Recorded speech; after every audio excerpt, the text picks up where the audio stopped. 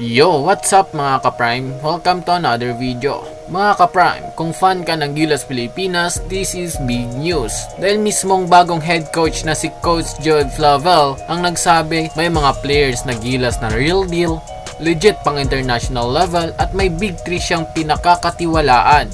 At eto pa, Kai Sotto is back. Hindi lang basta balik, may malakas na dunk agad sa unang game niya. Pag-uusapan natin ngayon sino ang Gilas Big 3, bakit sila tinawag na real deal, ano ang nakita ni Coach Flavel, at anong ibig sabihin nito sa February window versus Australia. Manood ka hanggang dulo dahil exciting ang future ng Gilas. Kung gusto mo sa mga ganitong content, mag-iwan ng like, share at subscribe at huwag na din kalimutan i-hit yung notification bell below para hindi ka mahuhuli sa mga balita na katulad nito. Tara, simulan na natin. Malaking bagay itong mga ka-Prime kapag ang isang coach na may international experience ang nagsabing the player is real deal. Ibig sabihin, una, hindi lang pang PBA game, pangalawa, hindi lang pang Asian Games, ang pangatlo, hindi lang pang highlight. Ibig niya sabihin nito ay ito pang FIBA level